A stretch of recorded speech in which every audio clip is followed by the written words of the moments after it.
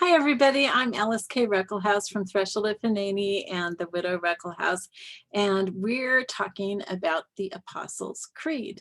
So today we're going to talk about the part that says he was crucified, he died, and was buried. Now, originally, I was going to do 3 different videos on those. In fact, I thought I might have to do more than one on the phrase or the word crucified.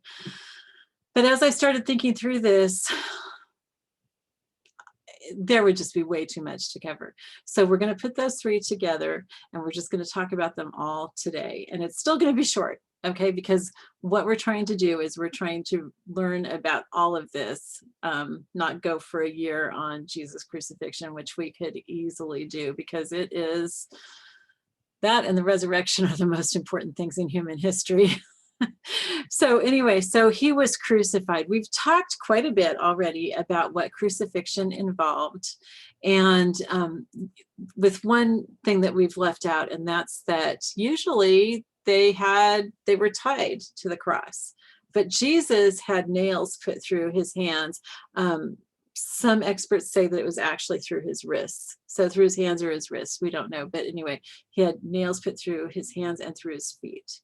Okay, so it was a really horrible, horrible way to die, and it was the way that criminals died. It wasn't the way that any good person would die. And so obviously it was completely unjust because Jesus was perfect. He had no sin, but he went through all of that for us. It was for our sin. So just think of all the sins of everybody who's ever lived, and all of those were piled on Jesus. So it had to be a really horrible, horrible death, because that's what our sins deserved. And he took that all upon him because he loved us so much. Can you imagine loving anybody that much? I mean, that's just incredible to me. He died.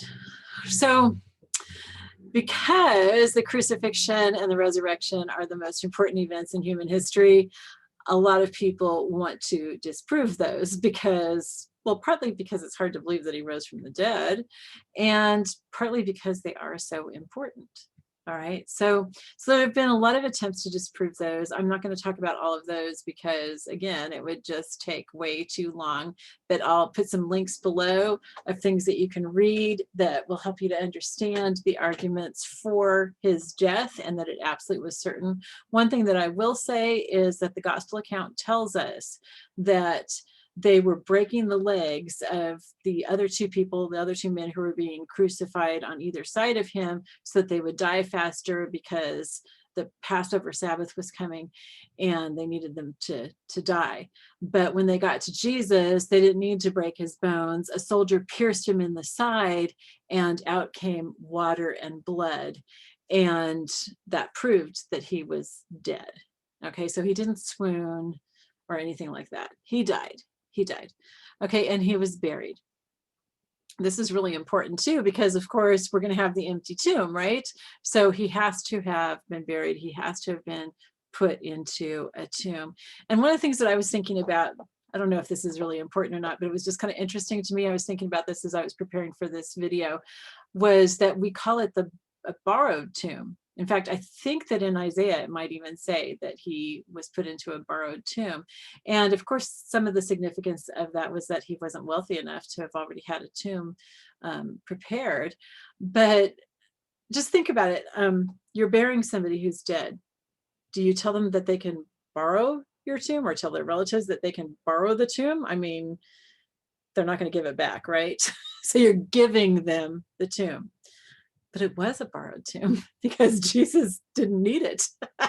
He needed it just for 3 days and then he rose again. So it was a borrowed tomb. I don't know if anybody else in history can be said to have had a borrowed tomb or to borrow a tomb, unless they maybe moved them someplace else. But anyway, so he was crucified, he died, and was buried.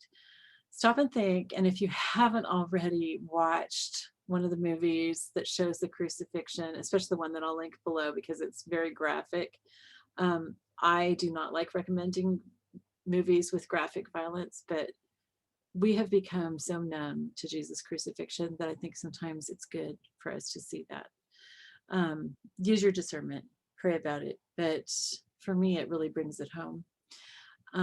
So if you haven't already done that, maybe think about watching that. But just stop and think a little bit about what Jesus suffered, what we talked about in the last video and this one, what he suffered for you, what he suffered for us. What does that mean to you? Maybe write something to Jesus, thanking him for it. I don't know if I've mentioned before, I usually also include a few songs, links to songs in the description box so that they can maybe help you through a little bit of a time of worship. And of course, I'll put some below again today. All right, I love you all. I will talk to you later. Bye-bye.